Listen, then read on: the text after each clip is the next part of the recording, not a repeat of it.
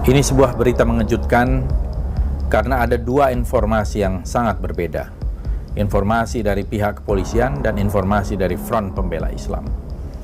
Informasi dari pihak kepolisian mengatakan tidak bisa menyebutkan ada sebuah mobil Land Cruiser hitam yang datang ke lokasi. Tidak dijelaskan siapa pengemudinya, siapa orang yang turun memberikan instruksi-instruksi, bahkan nomor mobil polisi Land Cruiser itu pun tidak diketahui.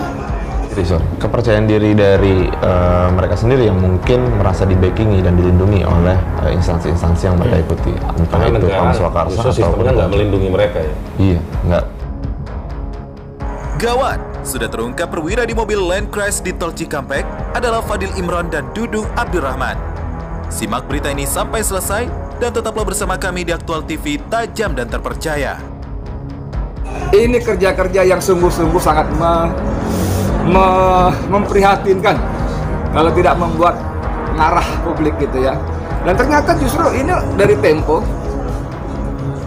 majalah koran Tempo, ini diungkap komandan yang memimpin operasi pengejaran Rizik dan pengawalnya adalah Kepala Subdirektorat Reserse Mobil Polda Metro Jaya, Ajun Komisaris Besar Hendik Hussein. Aduh, Tempo bisa tahu namanya orang yang memberikan perintah-perintah dari mobil Land Cruiser itu, karena saksi mengatakan tidak lama dari setelah peristiwa penembakan itu ada mobil Land Cruiser datang, kemudian turun seorang laki-laki klinis memberikan instruksi-instruksi, perintah. Setelah itu dia kumpulkan semua petugas di lapangan dan mereka kayak tim voli yang baru memasukkan bola smash. Hore, itu apalah gitu. Negara nggak ngebuka ruang, nggak ngejamin mereka untuk dilindungi. Akhirnya dia ngebuka ruang bagaimana ketika mereka seolah dilindungi tapi dimanfaatkan juga, dibina dan diawasi. Nah, yang menjadi bahaya, mereka nggak akan punya kontrol atas itu ketika mereka sudah bergabung. Karena pertama begini, pengawasan Polri ataupun TNI itu bebannya sudah tinggi banget dan belum terjawab sampai sekarang untuk urusan internal mereka sendiri. Ketika mereka akan merangkul ormas-ormas ataupun Komcat nantinya, bebannya akan semakin bertambah. Nah, kalau bebannya bertambah, kemungkinan besar tidak terkendali. Ketika tidak terkendali, itulah mereka bisa berbuat sewenang-wenang.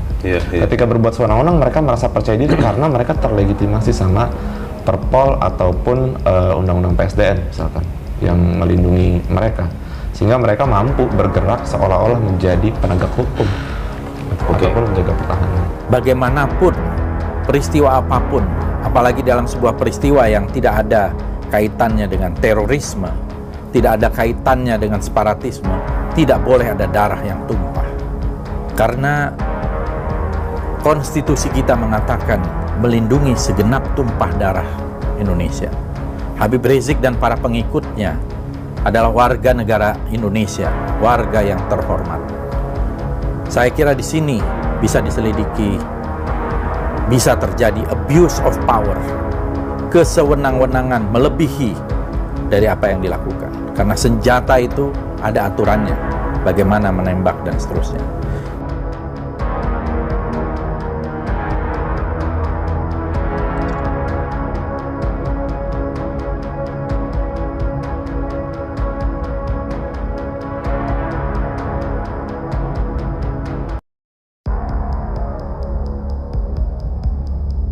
Kuasa hukum mendiang 6 laskar FPI Aziz Yanuar mendorong Bareskrim Polri mengusut tuntas kasus penembakan di Tol Jakarta Cikampek kilometer 50. Aziz mengharapkan pengusutan kasus itu tak berhenti di level anggota lapangan, tetapi juga pimpinan yang memberi perintah penembakan terhadap para laskar FPI.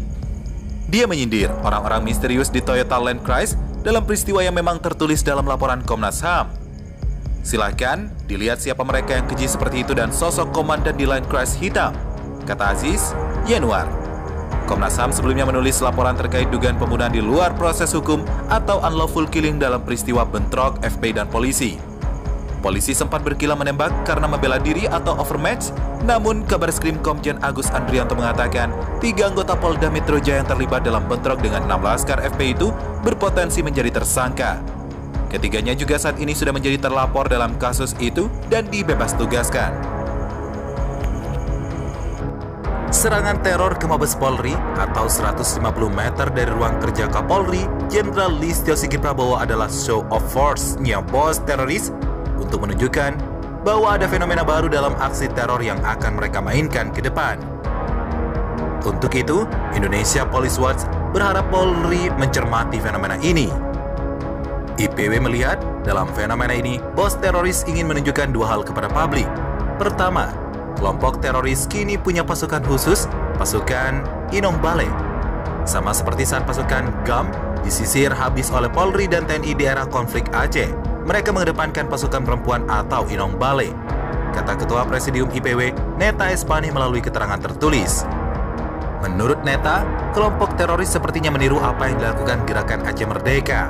Saat para teroris disisir habis oleh Polri, kini mereka menurunkan pasukan perempuan atau Inong Bale. Setelah serangan di gereja di Makassar, pasukan Inong Bale masuk ke jantung Polri dan melakukan serangan yang mengagetkan dari dalam kompleks Mabes Polri. Kedua, bos teroris ingin menunjukkan bahwa pasukan Inong Bale mereka lebih nekat, kata Neta. Dengan kemampuan seadanya dan tanpa paham medan pertempuran, pasukan Inong Bale teroris nekat melakukan serangan dari dalam Mabes Polri. Artinya, teroris menunjukkan teori baru, serangan tidak dari luar tapi dari dalam. Para teroris ingin menunjukkan ke publik bahwa inilah pertama kali dalam sejarah bahwa Mabes Polri bisa diserang teroris dari dalam. Para teroris ingin menunjukkan betapa lemahnya sistem keamanan Mabes Polri di era Kapolri Sigit. Di saat Polri sedang sibuk melakukan penggerebekan ke sarang teroris di berbagai tempat, justru markas besarnya malah kebobolan dari dalam. IPW menilai, baik serangan di Makassar maupun di Mabes Polri masih dalam tingkatan peringatan atau uji coba bahwa akan ada serangan besar yang akan dilakukan bos teroris. Untuk itu, Polri harus segera mencari dan menangkap bos teroris itu. Sebab bagaimanapun, baik serangan di Makassar maupun di Mabes Polri, ada pihak yang mengendalikan dan tidak mungkin pelaku bekerja sendiri. Dalam kasus serangan di Mabes Polri, pihak kepolisian perlu menjelaskan apa jenis senjata yang digunakan pelaku. Benarkah airsoft gun? Lalu bagaimana senjata itu bisa masuk ke dalam Mabes Polri? Dengan siapa pelaku bertemu di dalam Mabes Polri? Sehingga pelaku bisa mendapatkan senjata dan melakukan serangan dari dalam. Melihat mulusnya strategi serangan dari Mabes Polri ini, bukan mustahil kelompok teror ini sedang menyiapkan serangan baru yang lebih besar. Inilah yang perlu diantisipasi semua pihak agar rencana serangan itu bisa dipatahkan. IPW menilai, serangan ini tak terlepas dari dendam kesumat kelompok teror terhadap kasus penembakan Laskar FPI di kilometer 50 Tol Cikampek yang hingga kini belum selesai penanganannya, pungkas Neta. Para bandit pembunuh 6 syuhada FPI, Idam Aziz, Fadil Imran dan Dudung Abdurrahman atas instruksi rezim Jokowi telah bersepakat untuk bubarkan FPI dan Habib, Imam Besar Habib Rizik Syihab. Bahkan mereka siap habisi apapun yang jadi penghalang dalam menjalankan operasi menghilangkan IBRS. Pembantaian 6 syuhada Laskar FPI adalah bukti nyata operasi tersebut. Kapolda Metro Jaya Fadil Imran dan Pangdam Jaya Majen TNI Dudung Abdurrahman dalam siaran pers yang penuh rekayasa barang bukti palsu dan fitnah terhadap 6 syuhada mengakui bahwa pelaku pembantaian adalah pihak kepolisian. 6 syuhada dibunuh oleh tim biadab yang dikirim Kapolda Metro Jaya Fadil Imran dengan seizin Kapolri Idam Aziz. 3 anggota mereka akhirnya dikorbankan oleh Polri demi melindungi 2 jenderal iblis, Idam Aziz dan Fadil Imran. Kini saat tanda-tanda IBRS akan menang di pengadilan dengan segudang argumen yang membungkam lawan, tiba-tiba ada bom Makassar dan penangkapan terduga teroris di Bekasi dan Condet. Lalu aneka atribut FPI dijejerkan di lokasi sehingga FPI dikaitkan dengan teroris. Ini semua rekayasa jahat untuk stigmatisasi IBRS demi pengaruhi hakim dalam sidang agar tidak berani menangkan IBRS walau tidak salah. Ini semua ulah Fadil Imran yang sedang panik dikejar kasus kilometer 50. Ayo tuntaskan tragedi pembantaian di kilometer 50. Seret Idam Aziz dan Fadil Imran serta Dudung Abdurrahman ke pengadilan HAM. Tumbangkan rezim zolim.